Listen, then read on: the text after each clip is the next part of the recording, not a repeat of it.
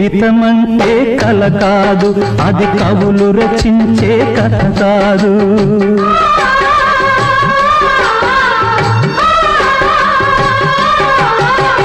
జీవితమంటే కల కాదు, అది కవులు రచించే కథ కాదు. కనుమరుగైనది సిరి కాదు, అది మనదని తలచుట సరికాదు. కుడి ఎడమైతే పొరపాటు లేదను నానుడి సత్యం కాదు, ఇది అందరికి అర్థం కాదు. ఓ